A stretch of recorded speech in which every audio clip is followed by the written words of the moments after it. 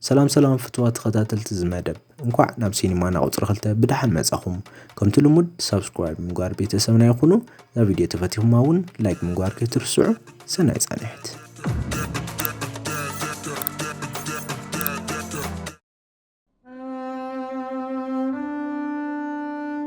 ات فيلم اب غوتم تبالت كتما يجمر مريت فيلم ناون ارتر فليك تبال سب نسرحنا تدالو خلي رئينا ارتر ون نتناي معالتاو سرحنا كوميدي سرح ميك ابنا تلخي خلو نريو ارتر مسلو بتقدميت زلو مستياتنا تعذبه خلتا صابعتنا افاتيو في الشخ موالي فتن كوينغن كابز مصي زي تبال نبعت كنبع جمره دحر قرب دقائق ارتر اب صرغيا ني حد زقصر دنكان سابيل حيزو مهرتهم بملكع دانسنا وعاوع نبره هاندبت غن قالوا قلعوا مصيوم نتحيزو ونبره سابيل حديقوم هادمو ارتر ون نتا سابيل خحدقوم كسعبهم جمره اموداتاون احد بوتا دو مسبللو نتا سابيل كهون تحتهم نسون غن بصقاب وقاقع مودقوا تا معلت مستزازمت ارتر ناب تيرابيستو وينا امرو حكيمو خده ابوون بزي زخونه قصصر دحر مسحق هيوت ازيا بدايتو خونه خمزلان زي حسبو فتناتات يغانفو خمزلون تزاربا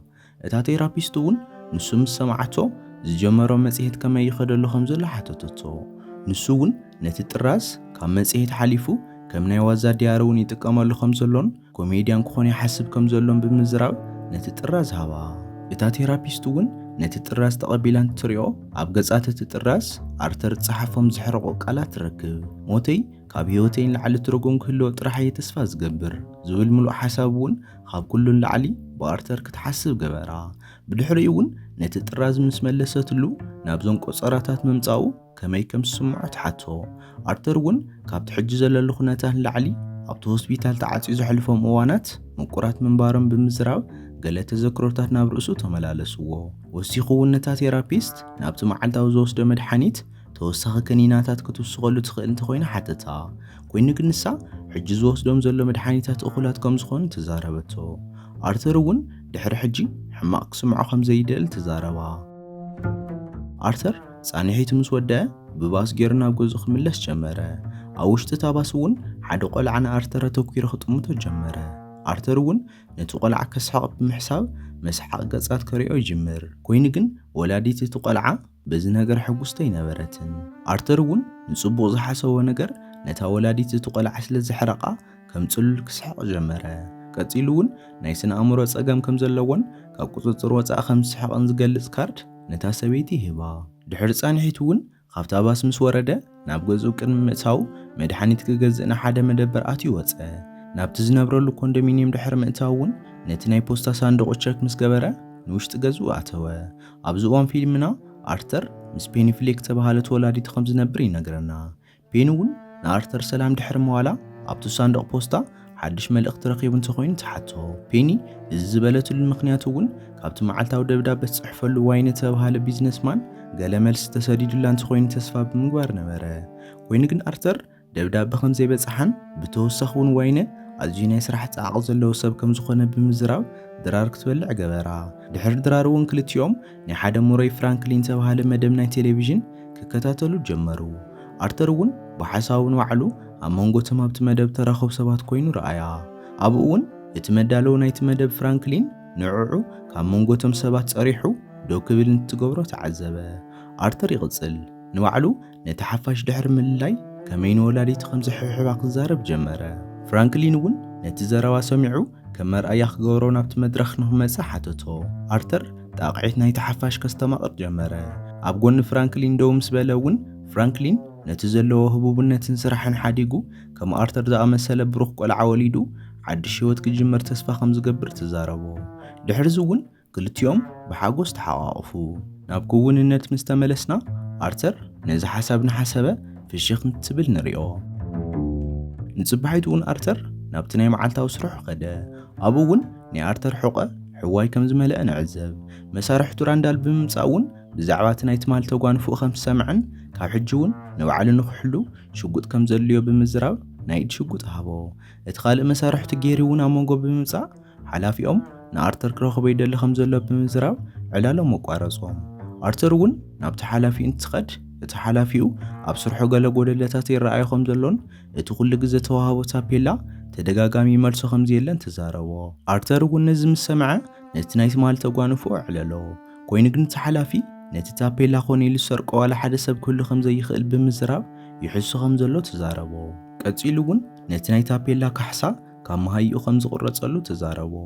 ኣርተር ግን ነዚ ዘረባ እናሰምዐ ፍሽኽ ክብል ጀመረ። ድሕሪ እቲ ጸኒሒት ግን ንደገ ወፂኡ ብሕርቃን ንሓንቲ ናይ ጓሓፍ ሳንዱቕ ክረጋግጽ ጀመረ። ድሕሪ ሰዓታት እውን ኣርተር ናብቲ ዝነብረሉ ኮንዶሚንየም ክምለስ እንከሎ ምስ ሶፊ ተባሃለት ጎረቤቱ ኣብ ሊፍት ተራኸበ። ኣብ መንጎ እውን እታ ነበሩላ ሊፍት ንሓፂረ እዋን ደው ምስ በለት ሶፊ እቲ ዝነብሩሉ ዘለዉ ህንፃ ኣዝያ ከም ዝጸልኣቶ ብምዝራብ ኢዳ ናይ ሽጉጥ ቅርጸት ሒዛ ናብ ርእሳ ተኮሰት። ኣርተር እዚ ነገር ዘሐጎሰ ይመስል።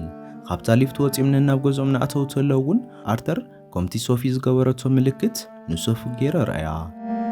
ድሕሪ ደቓይቕ ኣርተር ንወላዲቱ ፔኒ ነፍሳ ክሓጽባ ጀመረ። ኣብ መንጎ እውን ፔኒ ከምቲ ልሙድ ብዛዕባ ደብዳቤ ናይ ዋይነ ክትሓቶ ጀመረት። ብምቕጻል እውን ዋይነ ንሶም ከምዚ ኢሎም ኣብ ድኽነት ናነበሩ ክሪኦም ከም ዘይደሊ ንኣርተር ተዛረበቶ። ኮይኑ ግን ኣርተር ካብ ሕጂ ብዛዕባ ናይ ቅርሺ ጸገሞም ከይተሻቐልን ኮሜድያን ናይ ምዃን ሕልሙ ኣብ ቀረባ እዋን ሰሚሩ ጽቡቕ መሃያ ዘለዎ ስራሕ ከም ዝጅመር ተዛረባ። ፔኒ ግን ነዚ ብምስማዕ ኮሜድያን ንኽትኮን እኮ ፈለማ መስሓቅ ክትኮን ኣለካ ኣርተር ወደይ ብምባል ተዛረበቶ። ድሕሪ 2 ሰዓታት ኣርተር ንፔኒ ክድቅስ ምስ ገበራ ሓደ ፊልም እናረኣየ ምስታ ራንዳል ዝሃቦ ሽጉጥ ክጻወት ጀመረ። ኣብታ ቲቪ እውን ሓንቲ ደርፊ ምስ ተወልዐት ኣርተር ምስ ጓል ዝዕልል ዘሎ ምሲሉ ክድንስ ጀመረ። ብጌጋ ግን ነታ ሽጉጥ ተኩሱ ነቲ መንደቕ ናይ ገዝኦም መንኮሎ። ፔኒ እውን ካብ ደቃሳ ተሲኣ ብዛዕባ እቲ ተፈጠረ ድምፂ ሓተተቶ። ኣርተር እውን ገለ ከም ዘይተፈጠረን እቲ ድምፂ ካብታ ቲቪ ተወልዐ ናይ ኩናት ፊልም ዝወፀ ምዃነ ሓበራ። ንጽባሒት ኣርተር ሶፊ ካብ ሓሳቡ ክትወፃሉ ስለዘይከኣለት ኣብ ከተማን ኣብ ህዝባዊ መጓዓዝያን ከይተረፈ ክስዕባ ጀመረ። ምሸት እውን ገለ ሓሳባት ክወስድ ናብ ሓደ ስታንዳፕ ሾው ይኸይድ። ናብ ገዝኡ ድሕሪ ምምላሱ እውን እንተኾነ ብዛዕባ እቲ ሓስቦ ዘሎ ናይ ስታንዳፕ ሾው ስራሕ ምሕሳቡን ምልምማዱን ዶ ይበለን። ኣብኡ ድማ እቲ ዝኸፍአ ክፋል ሕማም ኣእምሮ ሰባት ገለ ከም ዘይኮንካ ንኽተምስል እዮም ዝገብሩኻ ኢሉ ዝፀሓፈ ጽሑፍ ንዕዘብ። ካብዚ እውን ኣርተር ብጸገም ሕማም ስነ ኣእምሮ ካብ መዓልቲ ናብ መዓልቲ ይሳቐ ከም ዘሎን ኮይኑ ግን ዋላ ሓደ ክርድኦ ዝኽኣለ ሰብ ከም ዘየለ ንርዳእ። ኣብ መንጎ እውን ኣርተር ገዚኡ እንኳኳሕ እሞ ክኸፍት ይኸይድ። ነቲ ማዕጾ እንትኸፍቶ እውን እቲ ዝመፀ ሰብ ሶፉ ምዃና ተዓዘበ። ሶፉ እውን ንምንታይ ስዕባ ከም ዘውዓለ ሓተታ። ንሱ እውን ነቲ ተግባር ድሕሪ ምእማን ገለ ሕማቕ ሓሲቡ ከም ዘይኮነ ተዛሪቡ ንጽባሒቱ ናብ ዝገብሮ ስታንዳፕ ሾው ዓደማ። ሶፉ እውን ሕጉስቲ ኮይና ዕድሚኡ ተቐበለት። ንጽባሒቱ ንግሆ እውን ኣርተር ተዋሃቦ ናይ ቆልዑ ምዝንጋዕ ስራሕ እናሰርሐ እንተሎ ሃንደበት እታ ራንዳል ዝሃቦ ሽጉጥ ካብ ጁባ ወደቐቶ። በዚ ሰንቢዱ እውን ነታ ሽጉጥ ኣልዒሉ ነቶም ቆልዑ እዚ ምሽጥር መንጎኦም ክተርፍ ምእንታን ተማሕፀኖ። ኮይኑ ግን ድሓር ኣርተር ካብ ሓላፊኡ ተደዊልዎ እናተዘራረበ ከሎ እቲ ሓላፊኡ ብዛዕባ እቲ ተጓንፎ ከም ዝሰምዐን ብኡ ከም ዝሓረቐን ሓበሮ። ኣርተር ግን እቲ ሽጉጥ ናይ ብሓቂ ከም ዘይኮነ ሓሲቡ ዋላ ክእምኖ ተፈተነ። እቲ ሓላፊኡ ግን ከም ዘይኣምኖን እቲ መሳርሒቱ ራንዳል እውን ብዛዕባ እቲ ሽጉጥ ሓቂ ከም ተዛረቦ ሓበሮ። ብምቕጻል እውን እቲ ሓላፊኡ ንኣርተር ካብ ስርሑ ከም ተሰጎ ነገሮ። ኣርተር እውን ብሕርቃን ነቲ ናይ ቴሌፎን መስትያት ብርእሱ ክሃርሞ ጀመረ። ብድሕሪኡ ድማ ውሽጡ ብሓዘን ተመሊኡ ንገዝኡ ንኽምለስ ናብ ባቡር ኣተወ። ሃንደበት እውን ኣብታ ባቡር 3 ባድላ ዝገበረ ወዳት ንሓንቲ ኣብ ጥቂኦም ነበረት ጎርዞ እናላገጹላ ተዓዘበ። ኣርተር እውን ሃንደበት እቲ ጸገም ጥዕናኡ ተላዒልዎ ካብ ቁፅፅር ወፃኢ ክስሕቕ ጀመረ። እዚ ዝረኣየት እታ ጎርዞ እውን ካብ ዝነበረቶ ተሲኣ ኸደት። ኣቓልቦቶ መወዳት ዝሰረቐ ኣርተር ግዲኡ በፂሕዎ እቶም መወዳት ናብኡ መፂኦም ክሕጭጭሉ ጀመሩ። ናተሓሓዙ እውን ንምንታይ ከም ዝሰሓቐ ሓተትዎ። ኣርተር ዘለዎ ጸገም ጥዕና ከርድኦም ዋላ እንተፈተነ ንሶም ግን ገለተ ይመሰሎም ኣውዲቖም ከረጋግጽዎ ጀመሩ። እዚ ምጽዋር ዝኣበዩ ኣርተር ሽጉጥ ኣውፂኡ ንባዕሉ ንምክልኻል ነቶም ክልተ ወዳት ብሓቢእዎ ነበረ ሽጉጥ ኣውፂኡ ተኲሶ ኣውደቖም። እቲ ሳልሳይ ወዲ እውን ሃዲሙ ዋላ ከምልጥ ተፈተነ። ኮይኑ ግን ኣርተር ኣርኪቡ ንዕኡ እውን ተኲሱ ቀተሎ። ኣርተር ብስምዒት ዝገበረ ነገር ድሕሪ ጻኒሒት ከስተውህሎ ጀመረ። ናጎየ እውን ናብ ሓደ ህዝባዊ ሽቓቓት እዩ ንባዕሉ ክህድእ ጀመረ። ድሕሪ ገለ ደቂቕ እውን ክድንስ ጀመረ። ካብዚ እውን ኣርተር ብዝገበረ ነገር ዋላ ሓንቲ ጣዓሳ ከም ዘይተሰምዖ ንርዳእ። ቀፂሉ እውን ናብቲ ዝነብረሉ ኮንዶሚንየም ድሕሪ ምኻድ ናብ ናይ ሶፊ ገዛ ብምንኳሕኳሕ ገለ እንተይበለ ክስዕማ ጀመረ። ኣብቲ ምሸት እውን ክልቲኦም ብሓደ ጽቡቕ ግዜ ኣሕለፉ። ንጽባሕይቱ እውን ኣርተር ነቶም ኣብቲ ዝሰርሑሉ ነበረ ቦታ ዓዲግዎም ነበረ ቑሑታት ንምውሳድ ኣብ ዝኸደሉ እዋን እቶም መሳርሕቱ ብዛዕባ እቲ ዝወረድ ዘሎ ትማል ተፈጸመ ገበን ቅትለት ክዕሉ ጀመሩ። ራንዳል ቀጸለ፣ እቲ ሓቂ ኣነ ፈልጦ እየ፣ ድሕሪ እቲ ገበን ቅትለት ተረኸበት ሽጉጥ ናተ እያ በለ። ኣርተር እውን በዚ ዘረባ ብውሽጡ ዋላ ተሰንበደ እንከይፍለጠሉ ግን ከምዛ ገለ ዘይኮነ ክምስ እናበለ ካብቲ ስራሕ ወፀ። ኮይኑ ግን ደገ ምስ ወፀ ኣዝዩ ሓሪቑ ንሓንቲ ህዝባዊት ናይ መንደቕ ሰዓት ክሰብር ጀመረ። ካብቲ ህንፃ እናወፀ እንተሎ እውን ንሓንቲ ክምስ ምባል ከይትርስዑ ትብል ፅሕፍቲ ኣርተር ብቻርኮል ገይሩ ክምስ ከይትብሉ ከም ትብል ገበራ። ናብ ገዝኡ ድሕሪ ምምላስ እውን ኣርተር ነተን ተረፋ ክኒን ወሓጠን። ቀፂሉ እውን ምስ ወላዲቱ ፔኒ ኮፍ ኢሉ ቲቪ ክርኢ ጀመረ። ምርኢትና እውን እቲ ፔኒ ኩሉ ግዜ ትዕለሉ ቶማስ ዋይነ ተባሃለ ሰብኣይ ብቲቪ እናተመሓላለፈ የርእየና። ዋይነ እውን ናብዚ መደብ ዝመጻሉ ምኽንያት እቶም ትማሊ ምሸት ተቐተሉ 3 ወዳት ናቱ ሰራሕተኛ ብምንባሮም ብዛዕባኦም ገለ ነገር ንኽብል ነበረ። ብዛዕባ እቲ ገበነኛ ትሕተት እውን ዋይነ እቲ ገበነኛ ናይ ክላውን ማስክ ተቐቢኡ ከም ዝነበረን ገጹ ኸየርኢ ዝደሊ ፈራሕ ሰብ ምዃኑን ገለጸ። ዋይነ ቀጸለ፣ ከምቲ ክላውን ገበነኛ ዝዓይነቶም ሰባት ኣብ ህይወቶም ዝገብርዎ ነገር ከም ዘይብሎምን ብዘይ ዝኾነ ዕላማ ከም ዝነበሩን ተዛረበ። ኣርተር እውን ነዚ ዘረባ ምስ ሰምዐ ካብ ልቡ ሓረቐ። ድሕሪ ገለ መዓልትታት እውን ኣርተር ናብታ ቴራፒስቱ ኸደ። ኣርተር እውን ሕጂ ጽቡቕ ስምዒት ይስምዖ ከም ዘሎን ኣብ ዝሓሸ ኩነታት ከም ዘሎን ተዛረባ።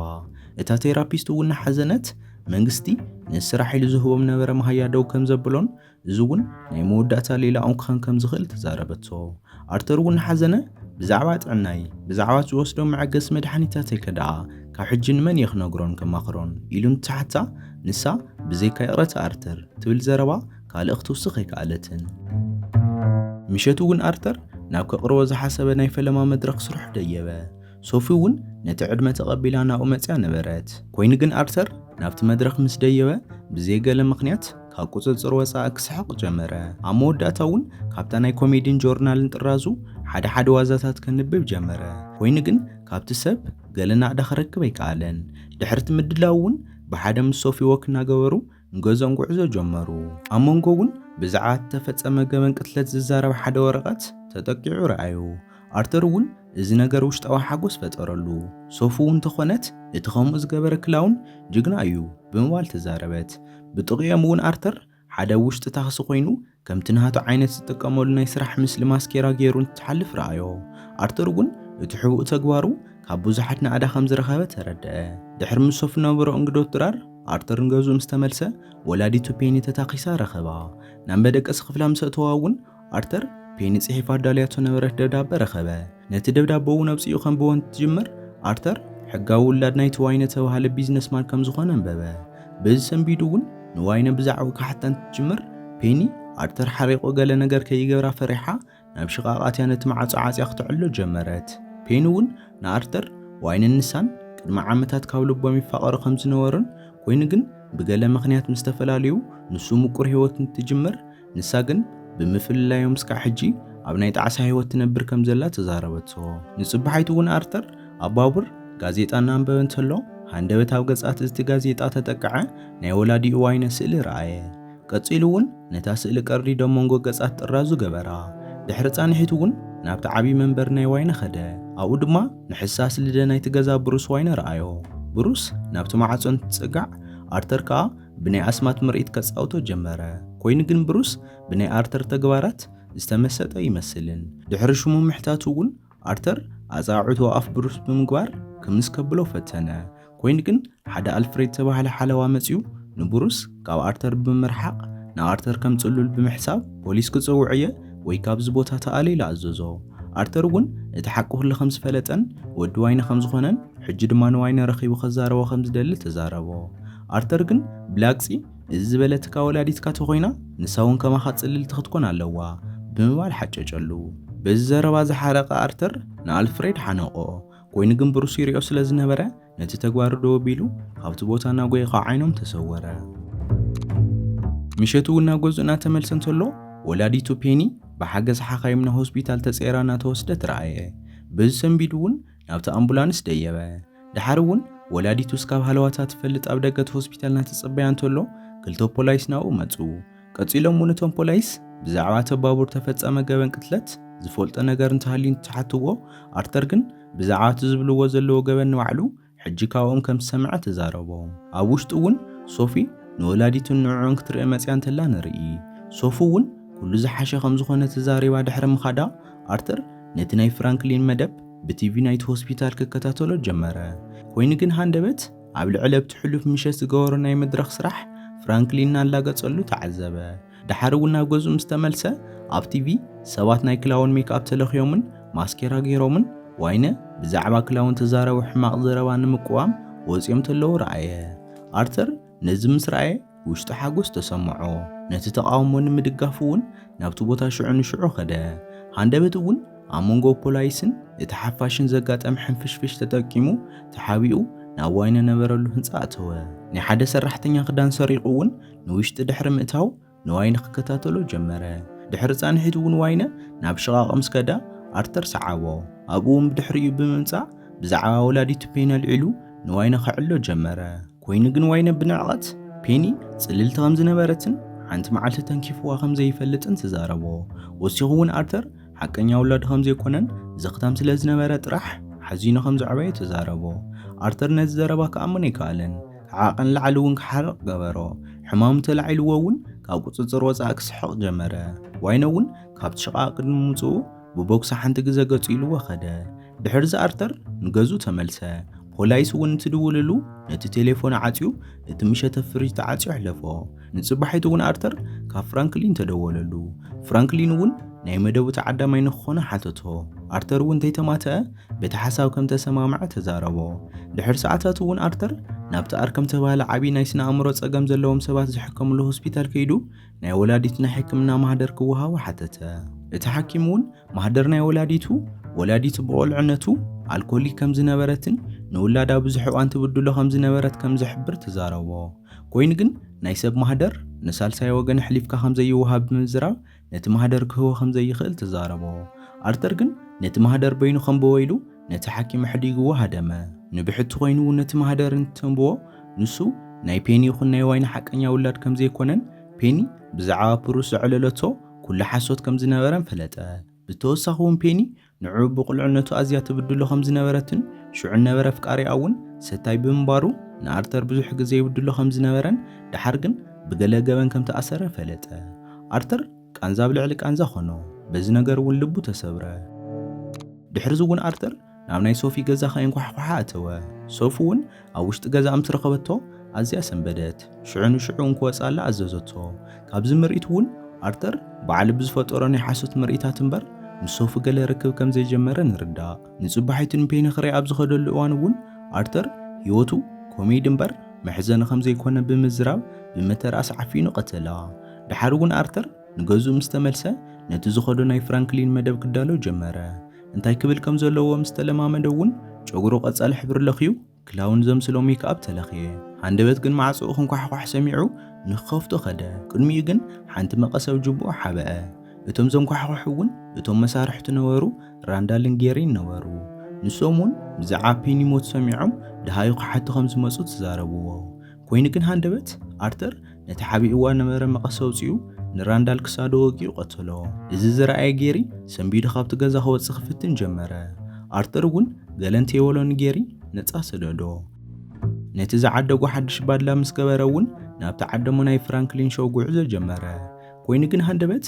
ፖላይስ ሪኦም ከጓይዎ ጀመሩ ኣርተር እውን ካብኦም ንምህዳም ናብ ሓንቲ ባቡር ኣተወ ኣብታ ባቡር እውን ከምቲ ንሃቱ ዝዓይነት ምስሊ ናይ ክላውን ማስኬራታት ዝገበሩ ሰባት ብበዝሒ ነበሩ እቶም ፖላይስ እውን ሲዒቦሞ ናብታ ባቡር ኣተው ኣርተር እውን ኮነይሉ ባእስን ምልዓል ኣብታ ባቡር ናይ ዝነበረ ሓደ ሰብ ማስኬራ ብሓይለ ውፃሉ በዚ ምክንያት እውን ኣብታ ባቡር ሕንፍሽፍሽ ተልዓለ እቶም ፖላይስ እውን ነዚ ነገር ክፈትሑ ኢሎም ሃንደበት ይሓሰብዎ ሓደ ገለ ዘይፈልጥ ሰብ ተኩሶም ቀተሉ እዚ እውን እቶም ክላውን ዝገበሩ ሰባት ንዓብ ከልዕሉን ኣብ ልዕሊ እቶም ፖላይስ ንኽዕምፁን ምክንያት ኮነ ኣርተር እውን ነዚ ዕድል ተጠቂሙ ካብቶም ፖላይስ ሃደመ ድሕሪ ጻንሒት እውን ናብቲ ተዓደመሉ ናይ ፍራንክሊን ስቱድዮ ኸደ ኣብቲ መቐየር ክዳን እናተጸበየ ከሎ እውን ፍራንክሊን ንዕዑ ንምርኣይ መጸ ቀፂሉ እውን ፍራንክሊን ነቲ መደብ ካብ ናይ ፖለቲካ ትሕዝቶ ነፃ ክገብሮ ከም ዘለዎ ተዛረቦ ኣርተር እውን እቶም ኣብቲ መደብ ዝዛረቦም ዘረባታት ናይ ኮሜዲ እምበር ፖለቲካዊ ትሕዝቶ ከም ዘይህልዎም ቃል ኣተወሉ